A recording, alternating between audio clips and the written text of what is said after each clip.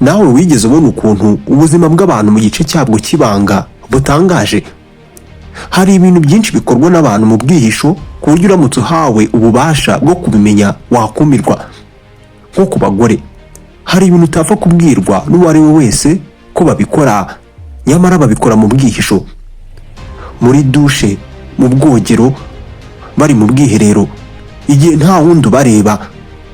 Ibyo ntacyo bitwaye, ni nayo mpamvu tugiye kubirebera hamwe. Gusa abagore uraza kumirwa, wowe reka tubane. Ndabasuhuje, nitwa Ismael Mugisha, mbahaye ikaze kuri YouTube channel yanyu Télé Montagne Rwanda. Mukomeze mukore subscribe kuri channel yanyu, nibwo muzajya mubona ibiganiro rusange tubagezaho hano, ibiganiro bikwigisha buri munsi, birihutirwa. Akenshi ibi ni ibintu abagore bahisha cyane kubera ko abagore n'abantu bagira isoni cyane ku buryo batapfa kubyemera ko babikora. Bimwe muri byo nta nubwo bifatwa nk'iby'abagore. Uraza kunyihanganira ntunseke cyangwa se nguseke, gusa nta mugore uzabikwemerera. Gusa abagore barasura kandi cyane. Hari n'abavuga ko abagore ari bo basura cyane kurusha abagabo. Gusura mvuga ni imisuzi, ntabwo babikora ku rwego nk'urw'abagabo, gusa barabikora.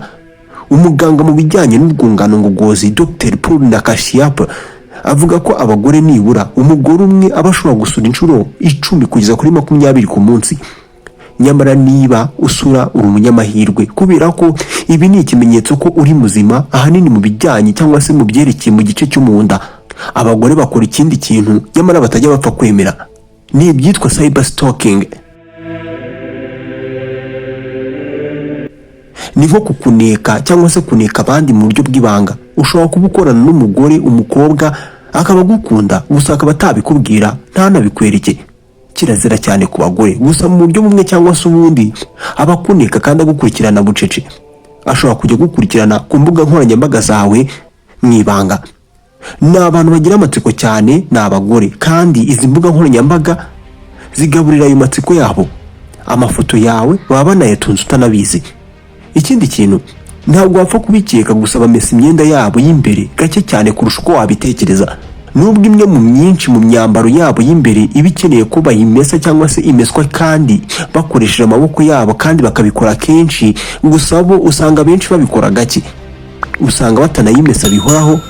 Ibi ntabwo ari ibintu byiza cyane cyane urebeye ku kintu cyitwa isuku cyangwa se ku ruhande rw'isuku y'abagore. Bazabikubwira ngo kumesa bene utu twenda bibatwara umwanya. Niyo mpamvu abagore benshi batwambara igihe kirekire kirengeje cyagenwe. Ni bangahe bakwemerera ibi? Ntabo.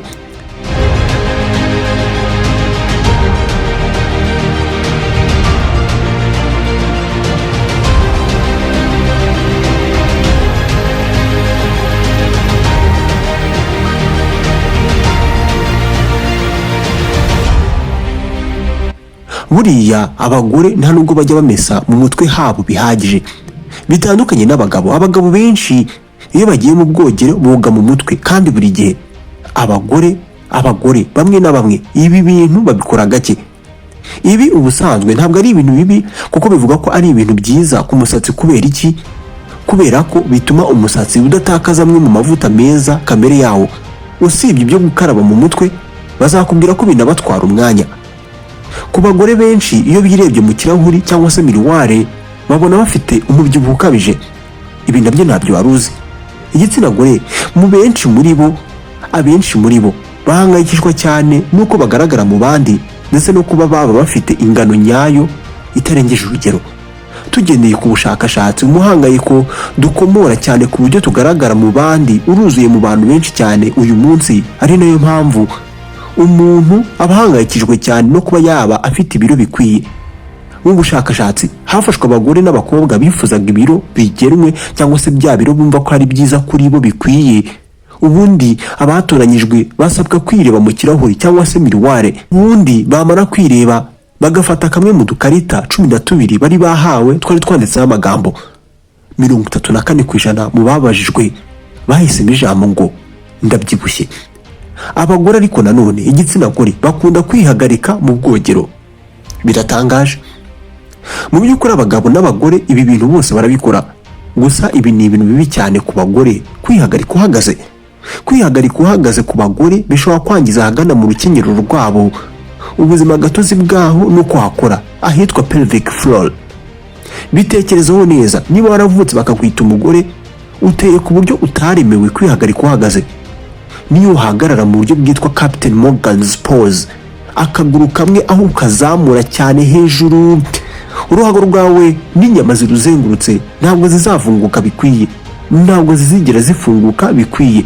Uruhago rwawe, uruhago rw'inkari, ntabwo ruzigera ruvamo inkari zose uko bikwiye cyangwa se byagenwe.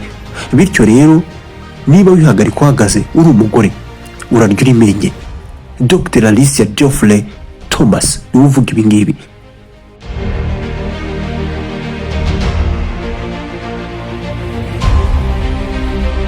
Mu bintu abagore benshi bakora bihishe, banakoresha impapuro z'isuku mu bwiherero mu cyimbo cya kotegisi igihe bari mu mihango. Ibihe bigoye rimwe na rimwe bidusaba gufata ingamba zigoye. Rimwe na rimwe kandi ibi bihe biza bisanga umugore agomba gukoresha cya kintu afite mu ntoki hafi ye igihe ibihe by'imihango bimutunguye. Yisanga nta yandi mahitamo uretse kugenda na papier hygienique mu maguru hiwe. Kugerekeranya papier hygienique bishobora kugufasha igihe utunguwe cyane n'imihango, gusa ntabwo ari ibintu byiza ku buzima bw'abagore, kubera ko ushobora kubikoresha wibwira ko bikomeye, gusa umwanya izi mpapuro zo muri toilette zatangiye gutoha ziba zishobora gushwanyagurika. Wabyikuramo ute? Dr. Lorraine Stresher, bikubayeho ushobora kwisanga wahiye mu maguru kandi n'udukoko tubi ku buzima bw'umugore tugakura.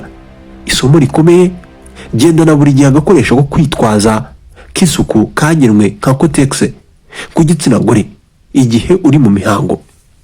Ikindi kintu igitsina gore gikora mu ibanga ni ukurya bihishe. Henshi mu ho bihisha barya harimo mu buriri ndetse no mu bwogero. Kenshi barya ibibatera ipfunwe mu bantu babirira bene ahangaha. Nanone bivuga ko kubera kwanga ko basangira utwo kurya tworoheje nk'amarindazi n'ibindi nkabyo n'abana babo cyangwa se abagabo, abakunzi babo, biri mu mpamvu barira ibiribwa nk'ibi ahantu nk'aha. Muri Leta Zunze Ubumwe za Amerika 1/3 cy'ababyeyi babajijwe kuri iyi ngingo barabyemeye. Banakunda kwiyumuriza imyambaro y'abagabo babo, abakunzi babo. Kubera iki?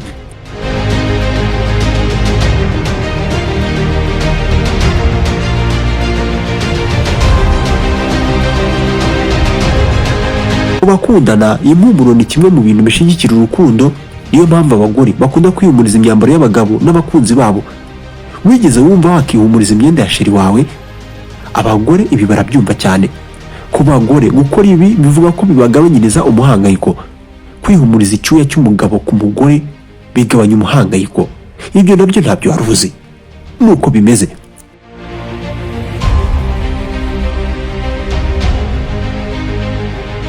Niba warabonye uburyo abantu bikora mu mazuru bavanamo imyanda, nubwo nta mugore bapfa kubona abikora mu bantu, gusa ibi bintu biri mu bintu bakora cyane. Ni ibyitwa digging for gold. Ibi ubusanzwe bizwi cyane mu bana bato, urubyiruko, gusa n'abakuru barabikora. Niba ubikora ntabwo ari ibintu byiza ku buzima, kuko bishobora kugutwerera kamwe mu dukoko nk'akitwa Staphylococcus aureus, kakaba kamwe mu dukoko tubi cyane uzigira uhura nako mu dutera indwara. Ntabwo wari ubizi, gusa abagore bituma cyane iyo bari mu mihango bakoresha ubwiherero cyane. Usibye igihe kirekire bamara bakoresha ubwogero muri ibi bihe, imihango ni ikindi kintu kirenze ku bagore. Imihango ndagira wumve ibinyabutabire bibiri: prostaglandine na progesterone. Uyu musemburo wa mbere witwa prostaglandine ubwirinda ibyara mu mugore cyangwa se y'umugore iyitwa utérus mu rurimi rw'amahanga, ko bitakunze gutwita, bityo ibyari byateguwe ko bizatunga umwana igihe habayeho gusama byasohoka mu mubiri, ari naho ubona imihango nyine. Uyu musemburo urarenga ukagera ku gice cy'urugabano cy'urura runini n'amara mato, naho hakikanda ku buryo hikandakanda ku buryo ibisohoka nk'imyanda biba biri mu mara cyangwa se mu rura runini. Ayo ni amazina ntoki umubiri utegeka umugore kuyasohora buri kanya. Bizwi ko mwene wabo w'uyu musemburo witwa progesterone wo utera ibisa no gufungana mu nda. Uyu musemburo ni progesterone, ni nawo uvururwa iyo umugore yasamye. Uragabanuka mu bihe by'imihango rero. Gusa bimwe mu binini nka ibuprofene abagore bafata cyane kenshi mu bihe by'imihango bibasha kugabanya ikigero wa musemburo witwa prostaglandine ugiraho ingaruka kumara ku buryo batabasha kubyumva ko bahindutse cyangwa se hahindutse ikintu ku kigero bitumagaho cyangwa se bakoreshaga ubwiherero bakeneye kwituma. Abagore benshi buriya baba bahangayikiwe cyane n'imisatsi yo mu isura yabo, iyo irimo n'ubwanwa. Ntabwo babikubwira gusa abagore benshi bogosha cyane akanwa kawo, babikora kenshi ahangaha munsi y'akananwa cyangwa se munsi y'umunwa, babikora kenshi kandi bikiyongera uko bagenda bakura. Hari ubushakashatsi bwagaragaje ko umusatsi ugenda ukura cyane mu isura ukagenda ugabanuka ku bindi bice by'umubiri uko umuntu agenda akura asaza. Ikintu cya nyuma abagore bakora mu bwihisho ni ukurya inzara. Iki ni igikorwa kitari cyiza ku buzima ndetse no ku isuku, gusa abagore benshi barabikora. Ntabwo ari bibi ku nzara gusa ndetse no mu kanwa hawe ni bibi cyane kuko byagutwerera indwara n'udukoko dutera indwara mu bantu. Ku mubiri wawe ahantu haba umwanda mwinshi uzigera ugera no mu nzara habamo. Kurya inzara akenshi abantu babikora baba bagabanya umuhangayiko niyo baba batabizi. Hari n'ababikora mu bihe bishimye cyane cyangwa se bumva ari bonyine. Ibi bikunda kugenda bigabanuka uko umugore agenda akura cyangwa se abantu bagenda bakura.